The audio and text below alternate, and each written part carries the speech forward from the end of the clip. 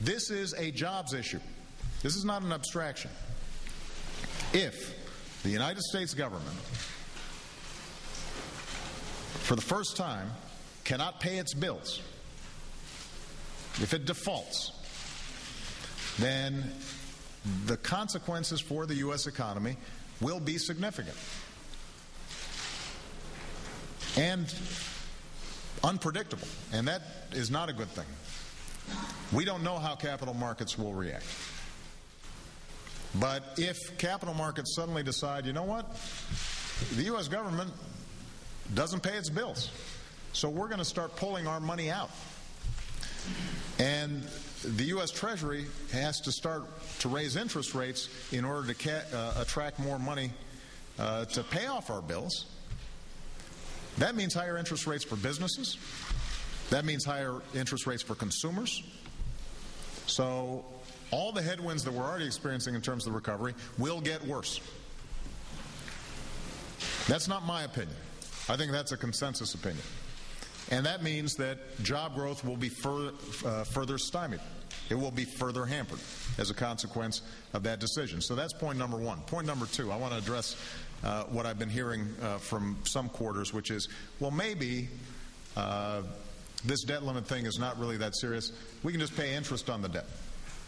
This idea has been floating around in some Republican circles. This is the equivalent of me saying, you know what, I will choose to pay my mortgage, but I'm not going to pay my car note. Or I'm going to pay my car note, but I'm not going to pay my student loan. Now, a lot of people in really tough situations are having to make those tough decisions. But for the U.S. government to start picking and choosing like that is not going to inspire a lot of confidence.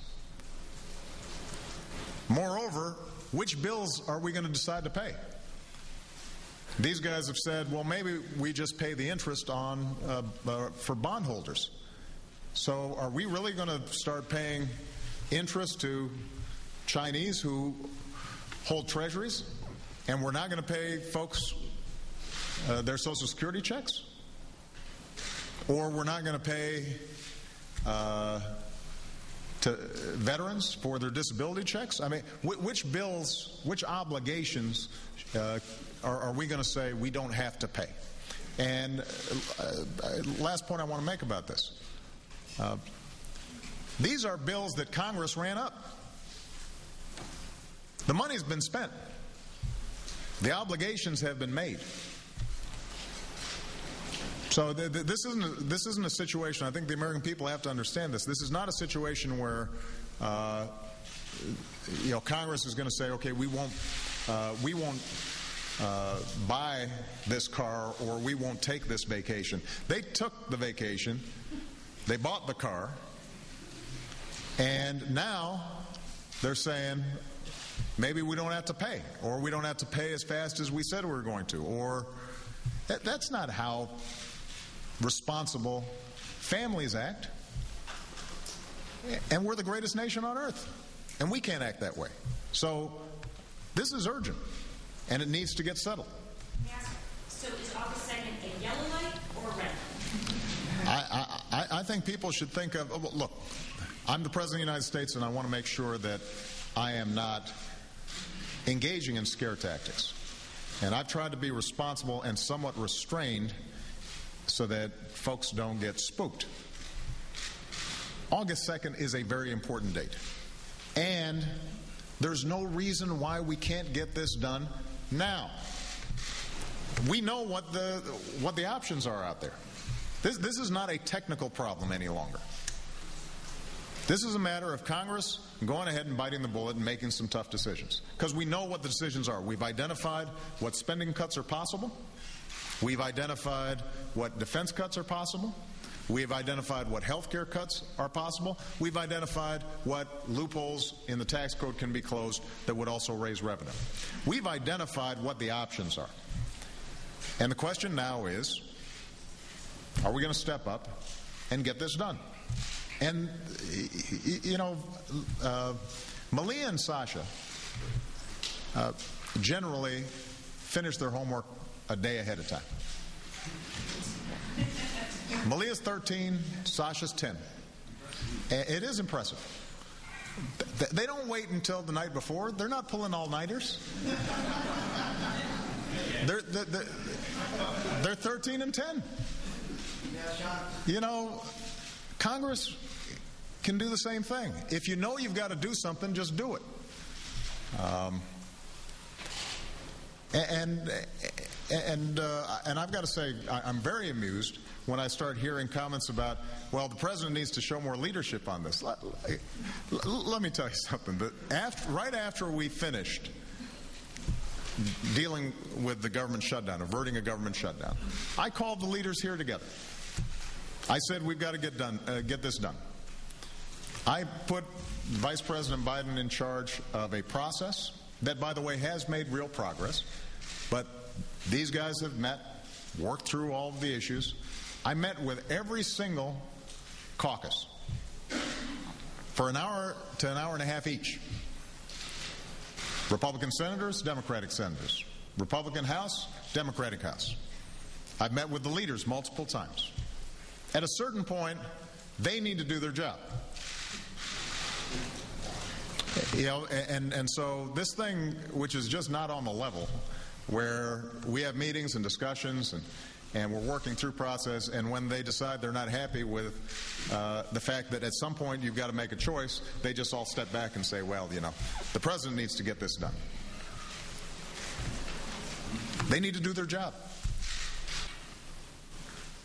You know, every day I get letters from folks all around the country who show incredible resilience, incredible determination, but they are having a very, very tough time. They're losing their homes. Some have lost their businesses. Some have lost work and have not been able to find jobs for months, maybe a year, maybe a year and a half. And they feel some desperation. And some folks who are working just are having a tough time paying the bills because they haven't seen their wages or incomes go up in 10 years. And the costs of everything else have gone up. And every day that weighs on me. Every minute of every day that weighs on me. Because I ran for president precisely to make sure that we righted this ship and we start once again creating a situation where middle-class families and people who aspire to be in the middle class, if they're working hard, then they're living a better life.